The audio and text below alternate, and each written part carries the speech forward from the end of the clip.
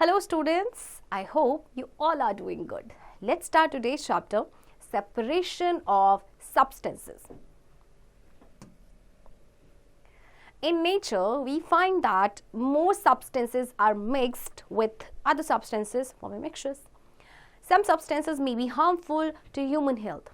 Different methods are used to separate the substances from a mixture. Before discussing these methods, let us understand the terms pure substance and mixture. A pure substance is one type of component in it, for example, wheat flour. A mixture is a substance that contains two or more types of components mixed together. In a mixture of salt and water, the constituents, that is, salt and water, cannot be seen separately.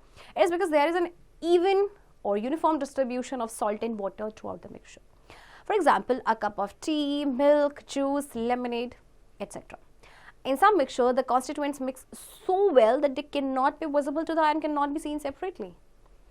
देखिए, nature में बहुत सारे ऐसे substance हैं जो दूसरे substance के साथ मिक्स होते हैं और मिक्स होके वो बनाते हैं मिक्सचर्स. अच्छा, कुछ सब्सटेंस ऐसे होते हैं जो ह्यूमन हेल्थ के लिए हार्मफुल होते हैं. ओके, तो बहुत सारे मेथड्स हैं उन सब्सटेंसेस को सेपरेट करने का किसी भी मिक्सचर से. ओके, तो सबसे पहले आपके पास दो टर्म्स आती हैं. एक है आपके पास प्योर सब्सटेंस और एक है आपके पास मिक्सचर. प्योर सब्सटेंस मीन्स जिसमें सिर्फ आपका एक ही कंपोनेंट है. फॉर एग्जाम्पल, जैसे आटा होता है ना, उसमें क्या है, व्हीट फ्लावर में गेहूं का ही आटा है, राइट. एंड मिक्सचर क्या होता है, जिसमें आपके दो या दो से ज्यादा कंपोनेंट्स आपके साथ में मिक्स होते हैं. जैसे सॉल्ट एंड वाटर की बात करें, सॉल्ट एंड वाटर का मिक्सचर है. इसके कॉन्स्टिट्यूएंट्स मतलब है मिक्सचर किन किन चीज़ों से बना है. ओके, तो इनको देख नहीं सकते क्योंकि यूनिफॉर्म डिस्ट्रीब्यूशन है, यानी इक्वल डिस्ट्रीब्यूशन होता है सॉल्ट एंड वाटर का. आप पानी में सॉल्ट को डिजोल्व करेंगे तो आपको सॉल्ट अलग से नजर नहीं आएगा, राइट. इसी तरह से कप ऑफ टी है, उसमें बहुत सारी चीज़ें आपकी हैं, राइट. मिल्क है, जूस है, लेमनेड है. ओके, एंड कुछ मिक्सचर्स में जो कॉन्स्टिट्यूएंट्स होते हैं इतने अच्छे से मिक्स होते हैं कि आप नेकेड आई से देख ही नहीं सकते. Okay, a mixture in which its components are not distributed evenly throughout the mixture is visible to the eye and is seen separate. For example, the mixture of sand and water. After some time, you will notice that the heavier sand particles have settled down. That is, there is an uneven, non-uniform distribution of the salt particles in the mixture. Okay. अभी हमने बात की uniform distribution की. अब एक आपका होता है नॉन यूनिफॉर्म डिस्ट्रीब्यूशन, जिसमें जो कॉम्पोनेंट्स होते हैं वो इक्वली डिस्ट्रीब्यूटेड नहीं होते. जैसे आप पानी में सॉल्ट को घोल के देखिए, आपको जो सॉल्ट के पार्टिकल्स हैं वो नजर आएंगे क्योंकि वो यूनिफॉर्मली डिस्ट्रीब्यूट नहीं हुआ है, राइट. और थोड़ी देर के लिए जैसे आप उसे जोड़ेंगे, जो सैंड पार्टिकल्स होंगे वो आपके सेटल डाउन हो जाएंगे, right. Need for separation of components from a mixture. Okay, अब क्या जरूरत है कि हम सेपरेशन करें. जैसे हमारे पास एक मिक्सचर है, उसके कुछ कंपोनेंट्स हैं, तो हमें क्या जरूरत है कि हम उसमें से उनको सेपरेट आउट करें. Let's check out. There are many naturally occurring and man-made mixtures which can not be used as such. We need to separate their component. Some main reasons for the separation of mixtures are as follows. Number one, to remove undesirable substance. For example, before drinking tea, we separate tea leaves from it using a strainer. If we drink it without filtering through the strainer, it will not only taste bad but also be harmful to us. So separation of components of mixture is very important to remove the harmful and undesirable substance from the usual ones. देखिए, naturally आपके पास बहुत सारे man made mixtures हैं जिनको हम as it is use नहीं कर सकते. उनको सेपरेट आउट करना बहुत ज़रूरी है. जैसे कि सबसे पहला रीज़न है कि कोई भी अनडिज़ायरेबल सब्सटेंस यानी जिसकी रिक्वायरमेंट है ही नहीं, उसको रिमूव करना है. जैसे आप चाय बनाते हो और चाय में से चाय पत्ती को छान लेते हैं स्ट्रेनर से, राइट, क्योंकि हमें टी लीव्स की ज़रूरत है ही नहीं, हमें तो सिर्फ एक मिल्क चाहिए. आई मीन जो आपका जो लिक्विड है आपके पास, जिसमें आपका मिल्क एंड वाटर का जो मिक्सचर है, जो चाय बन रहा है, आपको तो सिर्फ वो चाहिए ना, राइट. अगर आप उसको फिल्टर नहीं करेंगे तो क्या होगा, एक तो इसका टेस्ट तो बेकार होगा, साथ ही साथ हमारे लिए हार्मफुल भी हो सकता है, right. Number two is to get desirable substance. Some components are separated on the basis of shape, size, need, etc. Usually in market, you can see the same material is separated on the basis of size. Mangoes and apples of the same size and vegetables of the same kind are kept separate. Also, substances that are frequently needed are kept separate. Okay. कुछ components को separate किया जाता है उनके shape के basis पे, उनके size के बेसिस पे, ओके, या नीड के बेसिस पे. जैसे आप मार्केट में जाते हैं, यूजुअली आप देखते हैं कुछ मटेरियल्स को उनके साइज के बेसिस पे सेपरेट आउट किया जाता है, राइट. और कुछ सब्सटेंस ऐसे होते हैं जिनको फ्रीक्वेंटली जिनकी जरूरत पड़ती है उनको भी अलग से रखा जाता है, right. See, to obtain pure substances, You might have seen separation of fresh fruits and vegetables from rotten, spoiled fruits, vegetables. Also, Grains are separated from dirt, stones, etc. अच्छा, आपने देखा होगा जैसे फ्रूट्स एंड वेजिटेबल जो बहुत fresh होते हैं उनमें से हम क्या करते हैं, जैसे कोई रॉटन है या कोई खराब है उनको अलग कर देते हैं, राइट? इसी तरह से ग्रेन्स को भी सेपरेट किया जाता है डर्ट या फिर stones. We need highly pure substances for medicinal purposes, for research work, etc. For this, even the smallest fraction of impurities is separated. We can also separate the liquids and gases depending upon their properties. Okay. देखिए, किसी भी medicinal purposes के लिए या research work के लिए हमें highly pure substance की जरूरत होती है. ओके, अगर उसमें स्मॉलेस्ट फ्रैक्शन भी इम्प्योरिटीज का है ना, तो उसको भी सेपरेट करना पड़ता है, राइट? इसी तरह से सॉलिड, लिक्विड एंड गैसेस को भी सेपरेट किया जाता है, डिपेंड करता है उनकी प्रॉपर्टीज के ऊपर, राइट? तो चलिए, हमने देखा कि हमें क्यों सेपरेट करना पड़ता है. नाउ मेथड्स ऑफ सेपरेशन, हम सेपरेट कैसे कर सकते हैं ये जो भी आपके अनडिजायरेबल सब्सटेंसेज है, right? Depending upon different properties of the components of a mixture, different methods are used to separate them, such as separation of solids from solids, separation of insoluble solids from liquids, separation of soluble solids from liquids, and D, use of more than one method to separate a mixture. So here are the methods. Okay, different methods. सबसे पहले बात करते हैं separation of solids from solid.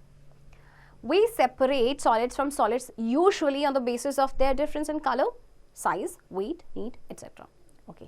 अब देखिए, solid को solid में से आपने सेपरेट आउट करना, तो इसके लिए बेसिकली हम क्या करते हैं, मतलब कि कलर देखते हैं, कलर डिफरेंस क्या है, या साइज के बेसिस पे या वेट के बेसिस पे, राइट? सबसे पहले hand picking. Hand picking is a method in which constituent of a mixture are separated by simply picking them in hand. For example, small stones, broken grains and husks are separated from rice, wheat and pulses by hand picking. This method is generally used when there is a difference in size, color or shape of desirable and undesirable components. The components to be separated are large and easily distinguishable. Unwanted materials are present in small quantities. Hand picking यानी कि आपको हाथ से pick करना है. जैसे कि चावल होता है या दाल होते हैं तो उसमें कुछ अनडिजायरेबल चीज़ें होती हैं, कई बार उसमें छोटे छोटे लकड़ी के पीसेस होते हैं, स्टोन्स होते हैं, है ना, तो हमें इनको सेपरेट करना ज़रूरी होता है. अब ये जनरली कब किया जाता है, एक तो सबसे पहले डिफरेंस होना चाहिए साइज में, कलर में, और जो डिजायरेबल या अनडिजायरेबल कॉन्स्टिट्यूएंट्स हैं, राइट, उनके शेप में. कॉम्पोनेंट जिसको आप सेपरेट कर रहे हैं, ओके, वो बड़े होने चाहिए, ओके, और उनको हम ईजिली पहचान सकें कि हमें इसको सेपरेट आउट करना है. दूसरी चीज़ क्या है, जो अनडिजायरेबल मटेरियल है वो स्मॉल क्वांटिटी में होना चाहिए, क्योंकि बहुत ज़्यादा क्वांटिटी में होगा तो वो हैंड पिकिंग से पॉसिबल नहीं हो पाएगा, क्योंकि वो टाइम कंज्यूमिंग रहेगा, right? Number 2 is threshing. In harvested crops such as wheat, maize, rice, etc., the grains are still attached to the stalks. To obtain the grains, we have to separate them from their stalks. This is done by threshing. The process of separating grains from stalks is called threshing. Threshing can be done manually by beating the bundles of stalks attached to the grains on a hard surface. The grains thus break off the stalks. By allowing animals such as bullocks to crush the stalks, and then grains are separated from stalks. By using threshing machines called threshers. Threshing by machines is done especially in large fields. Okay, अब जैसे आपकी harvested crops है, चाहे wheat है, rice है, मेज है, whatever, तो इसमें क्या होता है, ग्रेन्स आपके स्टॉक के साथ अटैच होते हैं. तो ग्रेन्स अगर हमें ऑब्टेन करने हैं तो हमें सबसे पहले उनको उनके स्टॉक से सेपरेट करना पड़ेगा. ओके, तो इसको थ्रेशिंग से किया जाता है, राइट? अब ये जो प्रोसेस है जिसमें ग्रेन्स को स्टॉक से आपका अलग किया जाता है, this process is threshing. Threshing किया जाता है, देखिए, मैनुअली भी कर सकते हैं कि जो बंडल ऑफ स्टॉक्स उनको बीट करते हैं किसी हार्ड सरफेस पे, ओके, और जो ग्रेन है फिर वो ब्रेक ऑफ होके आपका निकल जाता है स्टॉक से, या फिर एनिमल्स को उनके ऊपर चलाया जाता है ताकि वो स्टॉक्स को क्रश करे और ग्रेन्स आपके सेपरेट आउट हो जाए, या फिर थ्रेशिंग मशीन्स का यूज करते हैं जिन्हें कहते हैं threshers, right? Number 3, winnowing. The grains obtained after threshing contain dried husk or chaff covering of grain. It cannot be used as such. We need to separate this chaff from grains. The chaff is lighter in weight as compared to the grains, so the mixture of grains and chaff is made to fall from height. The husk or chaff particles, being light in weight, are blown away by the wind and make a heap at some distance. Okay, अब threshing किया, उसमें से grains आपके हमें मिल गए, right? लेकिन grains मिल गए, उसमें उसके बाद भी आपके ड्राइड हस्क या चाफ होता है जो ग्रेन्स की कवरिंग होती है, राइट। तो इसको हम ऐसे तो यूज़ नहीं कर सकते, तो इसलिए हमें ग्रेन से इस हस्क को या चैफ को अलग करना पड़ता है। अब चैफ जो होता है वो लाइटर होता है वेट में as compared to the grains. तो क्या किया जाता है, जो मिक्सचर होता है इनका ग्रेन एंड हस्क का, एक हाइट से इनको गिराया जाता है, राइट। अब क्योंकि हस्क आपके पार्टिकल्स जो होते हैं लाइट होते हैं, तो वो हवा जिस डायरेक्शन में हवा बहेगी वो थोड़ी दूरी पे चले जाता है, राइट, और उनका ढेर अलग हो जाता है, और जो ग्रेन्स आपके होते हैं उनका ढेर अलग हो जाता है, right. The grains being heavier fall vertically down just near the winnower. We get two separate heaps, one of husk and the other of grains. Husk is used as a fodder for animals. This method of separation of the lighter components of a mixture from the heavier ones with the help of blowing air is called winnowing. Okay. अब देखिए इसमें क्या होता है, आपके जो grains है क्योंकि वो हैवी हैं तो वो वर्टिकली वसी जहाँ पे विनोवर के नीचे ही आपके उनका ढेर लग जाएगा। तो इस तरह से दो सेपरेट आपके हो गए हीप्स, एक हो गया हस्क का और एक हो गया आपका ग्रेन का, right. Number 4, sieving. This method is used for separating the components of a mixture on the basis of size of their particles. The process is performed through a sieve. Sieve, a mash which has holes throughout it that allows the smaller particles of one substance to pass through it and bigger particles of other substances are left on its surface. For example, the sieve used in homes to separate bran from wheat flour. It is also used as construction sites to separate stones and pebbles from silt. Sieving is a process of separating the bigger particles from the smaller ones with the help of a sieve. Okay.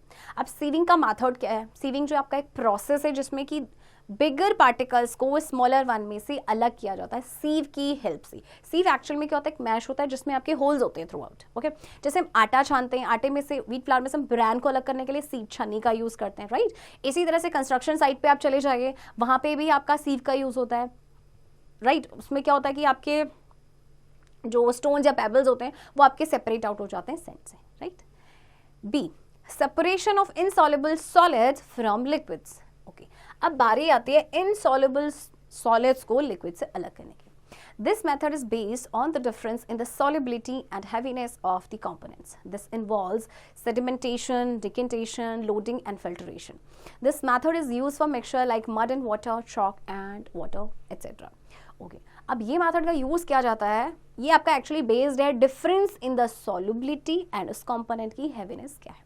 Okay, इसमें आपके basically होते हैं, देखिए these methods are included. जैसे mud and water का mixture है या chalk and water का मिक्सचर है, उसको सेपरेट आउट करने के लिए इसको यूज किया जाता है। ओके, तो चलिए सबसे पहले पढ़ते हैं sedimentation. In this process, the heavier particles of the mixture, which are solid and insoluble in water, settle down at the bottom of the container and the water stands over it. This is allowed to rest for some time. This process of setting of heavier components at the bottom is called sedimentation.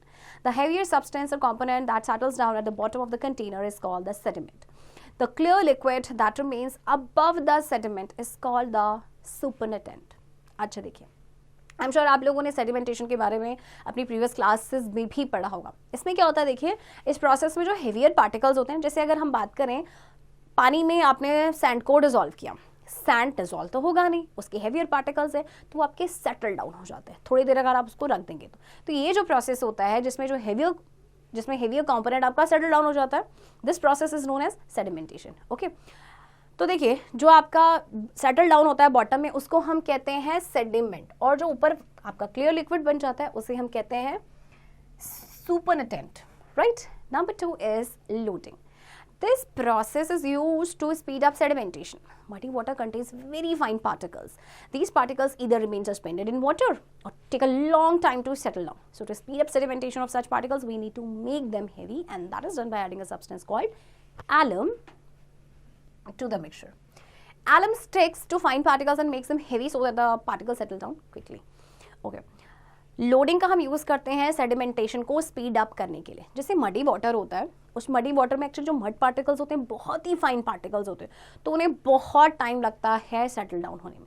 तो इसीलिए हम आपका जो loading का use करते हैं, loading के लिए हम एक सब्सटेंस है जिसका एलम का हम यूज़ करते हैं। तो ये क्या करता है कि ये फाइन जो पार्टिकल्स उनके साथ स्टिक हो जाता है, उनको हैवी बनाता है और इससे फिर वो जल्दी से सेटल डाउन हो जाते हैं, right. Number 3, decantation. After the sediment settles down, the supernatant water is poured into another beaker carefully without distributing the sediment. The process of separating supernatant from sediment without disturbing is called decantation. Okay.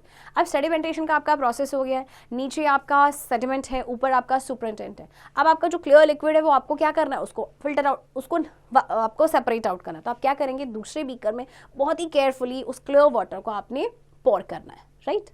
Number 4, filtration. By sedimentation and decantation, a liquid mixture is not completely separated from the sediments. For further separation, filtration is done. The most common example of filtration we see around us is filtration of tea through a strainer. But for wider use, these strainers cannot be used. For example, to separate mud from muddy water, a particular type of paper is used which is known as filter paper. It has small pores, holes in it which allow liquid to pass through them but not the solid particles. Okay अब sedimentation हो गया है, decantation हो गया है, but एक liquid mixture जो है कंप्लीटली सेपरेट आउट नहीं हुआ अपने सेडिमेंट से. ओके तो फर्दर सेपरेशन के लिए फिल्ट्रेशन का यूज़ किया जाता है. वैसे तो मोस्ट कॉमन एग्जांपल आपका फिल्ट्रेशन का जो हम अपने आसपास देखते हैं कि जैसे हम स्ट्रेनर का यूज़ करते हैं जैसे चाय छानने के लिए, राइट. लेकिन क्या होता है कि ये वाइडर यूज़ के लिए इन स्ट्रेनर्स का यूज़ नहीं किया जाता. जैसे कि आपका मडी वाटर, मड को सेपरेट करना तो उसके फाइन पार्टिकल्स होते हैं, तो उसके लिए ये जो स्ट्रेनर है वो काम नहीं आता. उसके लिए एक स्पेशल टाइप ऑफ पेपर है जिसे कहते हैं हम फिल्टर पेपर, उसका यूज़ किया जाता है. तो फिल्टर पेपर में बहुत ही छोटे छोटे पोर्स होते हैं, होल्स होते हैं, जिससे कि लिक्विड तो उसमें से पास हो जाता है बट सॉलिड पार्टिकल्स नहीं हो पाते, right. The process of separating an insoluble solid from a liquid with the help of a filter is called filtration. Filtration of muddy water. Take a filter paper and fold it twice as shown in the figure. Then open it to make a cone. Place this cone in a funnel and keep an empty beaker below it. Now, pour the muddy water in the funnel using a glass rod. The mud particles collect over the filter paper known as residue, and clear water called filtrate is collected in the beaker. This water is not fit for drinking as it contains very fine particles of mud dissolved in it. This process is called filtration. In similar manner, many insoluble solids are separated from liquid. For example, sand is separated from a mixture of sand and water.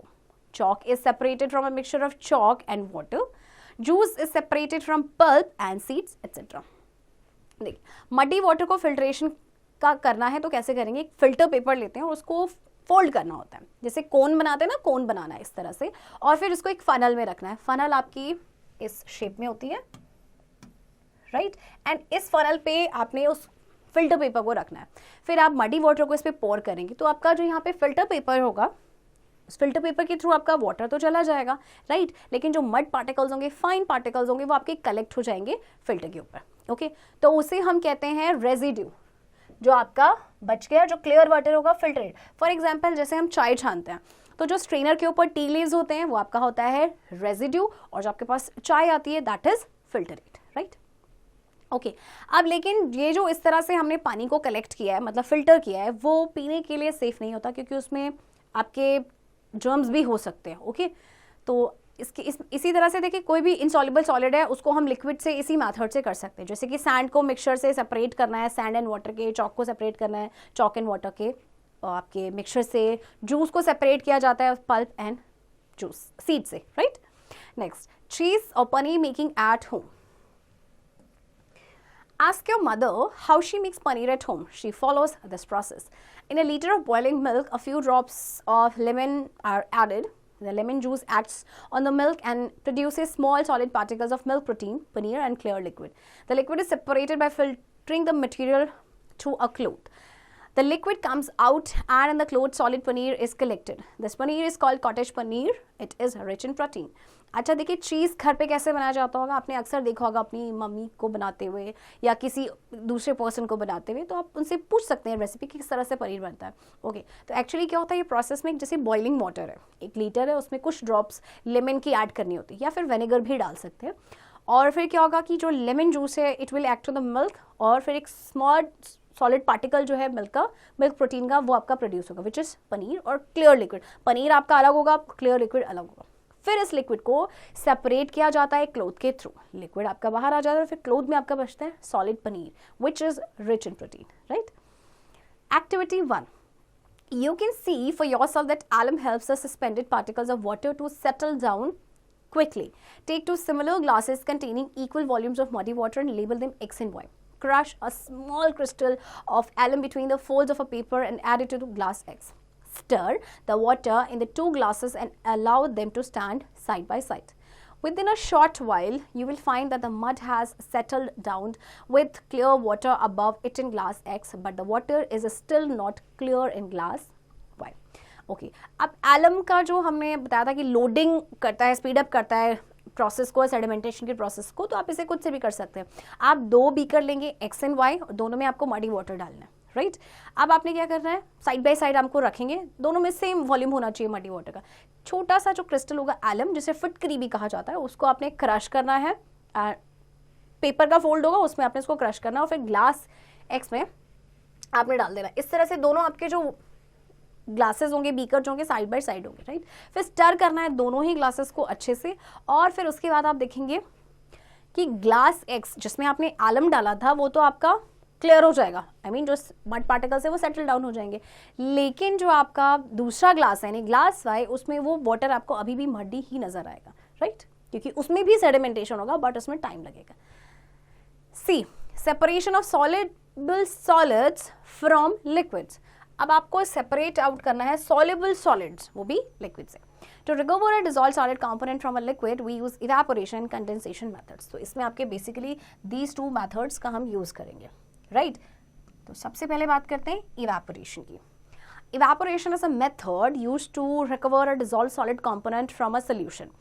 In this process, the solution is heated.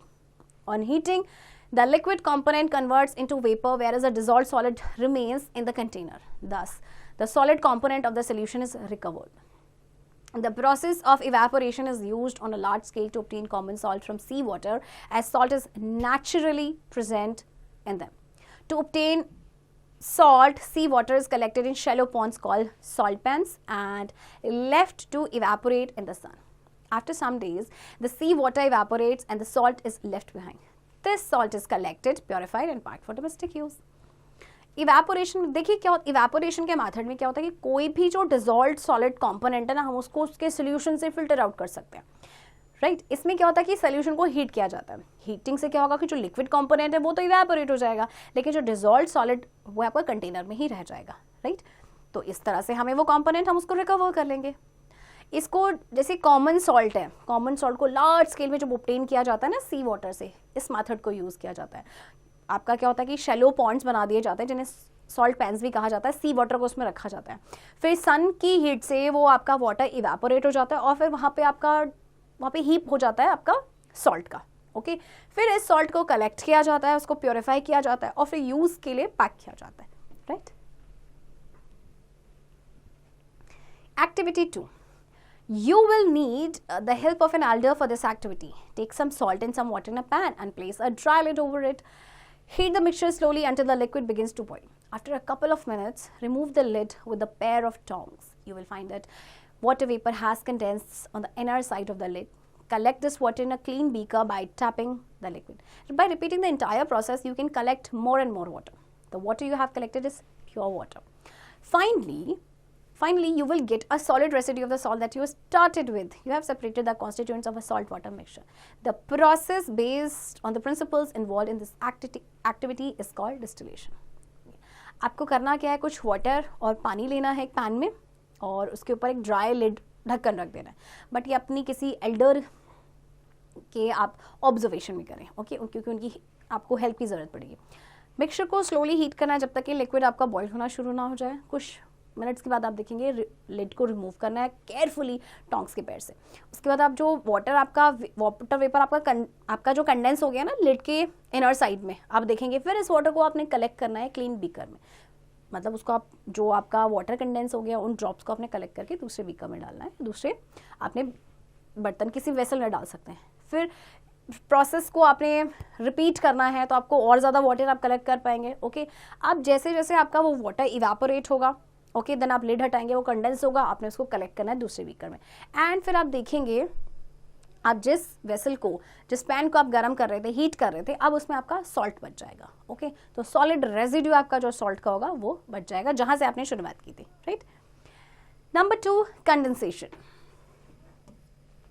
This process is the reverse of evaporation. In evaporation, a liquid is converted into vapor by heating, whereas in condensation, vapor is converted into liquid by cooling. To understand the process of condensation, let us take some water in a kettle and heat it. Now take a metal plate and place some ice cubes on it. Using a tongue, hold the plate just above the spout of the kettle. When the steam comes in contact with a cold metal plate, it condenses, cools and forms water drops. Collect the water drops falling from the plate in a beaker. The vapor is converted into liquid by the process of condensation. अब देखिए condensation जो है ये ठीक evaporation का उल्टा होता है, उसका रिवर्स होता है. इवेपोरेशन में देखिए क्या होता है कि जो लिक्विड है वो आपका कन्वर्ट हो जाता है वेपर में बाय हीटिंग, जबकि कंडेंसेशन में क्या होता है कि जो वेपर है वो आपका कन्वर्ट होता है लिक्विड में बाय कूलिंग. ओके, तो जैसे आपने कुछ वाटर लिया कैटल में और उसको हीट करेंगे, फिर आपने एक मेटल प्लेट लेनी है और कुछ आइस क्यूब्स उसमें रखने हैं. टोंग की हेल्प से आपने प्लेट को होल्ड करना है जस्ट तो कैटल का स्पाउट, उसका जो माउथ होता है ना उसे स्पाउट कहते हैं, उसके पास. Okay, just above. फिर जब स्टीम आएगी कोल्ड मेटल प्लेट के कांटेक्ट में तो वो कंडेंस हो गया यानी कूल हो गया और फिर वाटर ड्रॉप्स बनेंगे. फिर वाटर ड्रॉप्स को आप कलेक्ट कर सकते हैं जो आपके प्लेट से गिरते रहेंगे किसी बीकर में, right.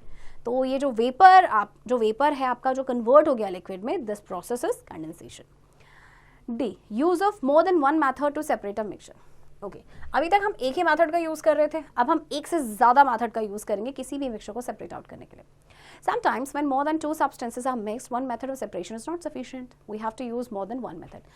For example, if we have a mixture of salt, sand and water, how shall we separate all the three?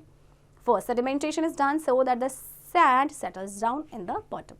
Then through decantation, we separate the upper layer of the water which has salt dissolved in it. This salt and water is then separated by evaporation and condensation. Here we use sedimentation, decantation, evaporation and condensation. That is 4 methods. Okay. अब आपके पास एक mixture है. कई बार क्या होता है कि mixture में आपके 2 से ज़्यादा कॉन्स्टिट्यूएंट्स होते हैं तो फिर एक सिंगल मेथड से उनको सेपरेट आउट करना आसान नहीं होता है. जैसे आपके पास मिक्सचर है, mixture salt, sand and water का, तो हम कैसे सेपरेट करेंगे? सबसे पहले तो देखिए सेडिमेंटेशन एंड डिकेंटेशन का मेथड हम यूज़ करेंगे. आपका जो सैंड है वो सेटल डाउन हो जाएगी और जो ऊपर क्लियर वाटर होगा डिकेंटेशन के प्रोसेस को दूसरे बीकर में डालेंगे. फिर आप उस वाटर को हीट करेंगे, वाटर आपका इवेपोरेट हो जाएगा और आपका बच जाएगा लास्ट में आपका सॉल्ट. तो इसमें 4 और जो कंडेंसेशन से आप जो कंडेंसेशन के मेथड से उस वाटर को वापस आप सेपरेट कर सकते हैं, राइट. तो इस प्रोसेस में आपके 4 मेथड्स यूज हुए, sedimentation, decantation and evaporation, condensation, right. How much is the solubility? We know that many solids like salt, sugar and soda dissolve easily in water and make a clear solution. But can any amount of soluble substance be dissolved in fixed amount of water? Let's find out. देखिए salt, sugar या soda की बात करें तो water में dissolve हो जाता है, एक सोल्यूशन बनता है. लेकिन कितना अमाउंट आप ऐड कर सकते हैं एक फिक्स्ड अमाउंट ऑफ वाटर में, उसी को हम पता करते हैं एक्टिविटी 3 के जरिए. Aim to find out how much amount of a substance dissolved in a fixed amount of water. Materials required: some sugar, a beaker with water, spoon, a stirrer, a Bunsen burner, etc. Okay. तो आपको इन सब materials की requirement होगी और हमें ये पता करना है कि एक सब्सटेंस, किसी पर्टिकुलर सब्सटेंस को एक फिक्स्ड अमाउंट ऑफ वाटर में कितना डिसॉल्व किया जा सकता है, right. Procedure 1. Add 1 spoonful of sugar in water and stir it. It gets completely dissolved in water. Now add another spoonful of sugar in it and dissolve it. Keep on adding sugar. Try dissolving it by constantly stirring it. Observation: a stage comes when no more sugar can be dissolved in that water. Conclusion: for a particular quantity of water, there is a limit up to which a substance can be dissolved in it. Beyond this limit, no more substance can be dissolved. At this stage, the solution is known as a saturated solution. आपने देखिए पानी के glass में sugar को add करना है, completely dissolve हो जाएगा. अब आप और उसमें डालते रहेंगे और आप ऐड करते रहेंगे जब तक कि ये डिजॉल्व होता ना रहे. तो एक स्टेज ऐसा आएगा कि जहाँ पे शुगर और डिजॉल्व नहीं हो पाएगी, राइट. यानी कि वो जो आपका पॉइंट आएगा उसे हम कहते हैं सैचुरेटेड सोल्यूशन, जहाँ पे आपका और ज़्यादा सब्सटेंस डिजॉल्व नहीं हो पाएगा, right. Now procedure 2. Now heat the saturated solution on the Bunsen burner for some time. अब आपके पास ये जो saturated solution है, जो जिसमें और ज़्यादा आपकी चीनी डिजॉल्व नहीं हो पा रही है, आप उसको Bunsen burner पे थोड़ी देर के लिए हीट करेंगे. Observation: we see that the sugar that had settled down at the bottom of the beaker starts dissolving in the water and disappears. Conclusion: when a solution is heated, it can dissolve more amount of substance in it. आप देखेंगे कि sugar जो आपके beaker के bottom में settle down हो गई थी ना, वो आपका क्या हो जाएगा, पानी में डिजॉल्व होना शुरू हो जाएगा और डिसअपियर हो जाएगा। तो यहाँ से क्या कंक्लूजन निकलता है कि जब किसी भी सोल्यूशन को हीट किया जाता है तो उसकी सॉल्युबिलिटी, उसमें जो सब्सटेंस होते हैं उसकी सॉल्युबिलिटी इंक्रीज हो जाती है, यानी कि आप उसमें और अमाउंट ऑफ सब्सटेंस को डिजॉल्व कर सकते हैं, right. From the above activity we learn that, okay, तो आपने क्या सीखा इन एक्टिविटी से जो आपने की? Number 1, a saturated solution is a solution which cannot dissolve any more substances in it at a given temperature. Number 2, the maximum amount of a substance that can be dissolved in a fixed amount of water at a particular temperature is called solubility of that substance. Number 3, when temperature of the solution is raised by heating, it becomes capable of dissolving more solid in it, or we can say that solubility increases with the rise of the temperature. तो आपने क्या सीखा? देखिए, saturated solution आपका वो solution है जिसमें आप और सब्सटेंस को डिसॉल्व नहीं कर सकते at a given temperature. Maximum amount of जो सब्सटेंस आप डिसॉल्व करते हैं किसी फिक्स्ड अमाउंट ऑफ वाटर में एक पर्टिकुलर टेम्परेचर में, हम उसे कहते हैं उस सब्सटेंस की सॉल्युबिलिटी। और जैसे ही आप सोल्यूशन का टेम्परेचर बढ़ाएंगे तो वो और ज़्यादा सब्सटेंस को डिसॉल्व करेगा, यानी कि सॉल्युबिलिटी आपकी इंक्रीज होती है जैसे ही आपका टेम्परेचर बढ़ेगा। ठीक है, the reason for this is, अब रीजन क्या है इसका?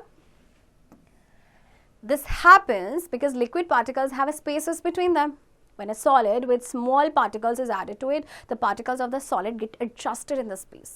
In this way, they keep on going adjusted until all the vacant spaces of the liquid particles are occupied by these solid particles. When no more solid particles can be dissolved in it and it settles down, the solution becomes saturated. But when the solution is heated, the particles of the liquid start moving faster and more space is created between them so as to adjust more solid particles. If this solution is cooled again, this excess solid will reappear and form crystals. This is called crystallization.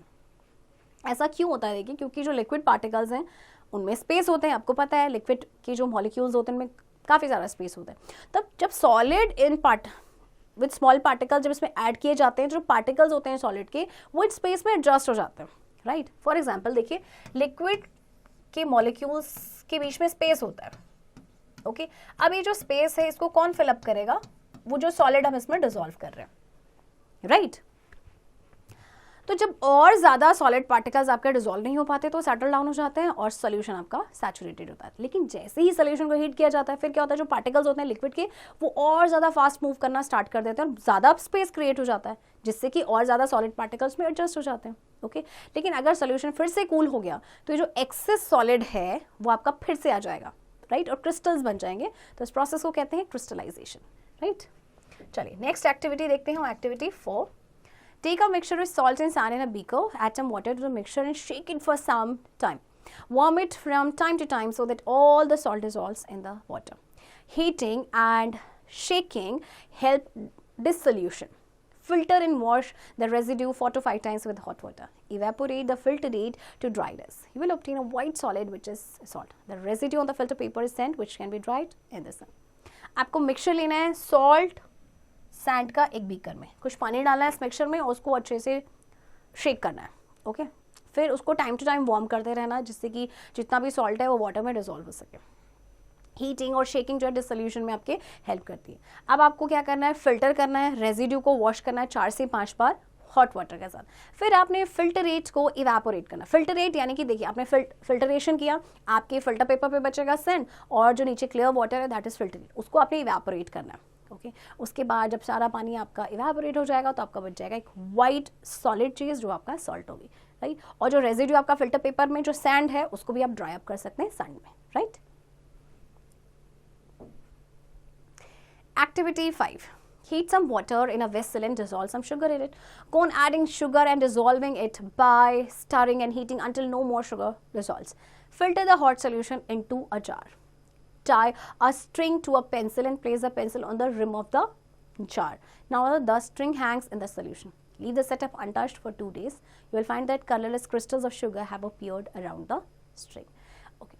आपने क्या करना है, देखिए पानी गर्म करना है एक वेसल में और उसमें शुगर डिसॉल्व करना है। फिर उसमें आपने और शुगर ऐड करते रहना है और उसको स्टर करते रहना है, स्टर करके वो डिसॉल्व करते रहेंगे, हीट करेंगे जब तक कि और ज़्यादा शुगर आपकी डिसॉल्व ना हो जाए। फिर आपने हॉट सोल्यूशन को एक जार में फिल्टर करना है, एक स्ट्रिंग को टाई करना है पेंसिल से और फिर आपने क्या करना है, पेंसिल को आपने उस जार के रिम के ऊपर आपने प्लेस कर देना है। फिर स्ट्रिंग जो है आपकी वो सोल्यूशन में हैंग करेगी। सेटअप को आपने 2 दिन के लिए ऐसे ही छोड़ देना, आप देखेंगे जो कलरलेस क्रिस्टल्स हैं शुगर के वो उस स्ट्रिंग के अराउंड आपके अपीयर होंगे, राइट। चलिए अब समरी देखते हैं, मेथड्स ऑफ सेपरेशन। सबसे पहले आपके पास सॉलिड सॉलिड मिक्सचर की बात की थी हमने, तो उसके मेथड थे आपके पास hand picking, threshing, winnowing and sieving. और रीजन क्या था इस मेथड को चूज करने का? सबसे पहले तो difference in size, shape and colour, difference in strength, difference in weight, difference in size. An example, stones and rice, grains and stalks, husk and grains, stones and sand, mud and water. Number 2, insoluble solid liquid mixture. इसमें हमने देखिए 3 methods का use किया था, sedimentation, decantation and filtration का, right? And reason जो है वो चूज करने का, तो एक तो है difference in solubility and heaviness and very fine particle size.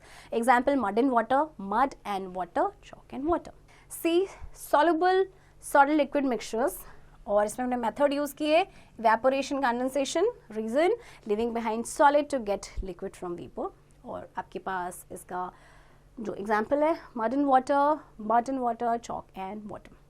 So students, I hope आपको ये सारे ही जो मेथड्स हैं सेपरेशन के ये समझ आए होंगे, एंड चैप्टर की प्रैक्टिस अब आप खुद से करेंगे।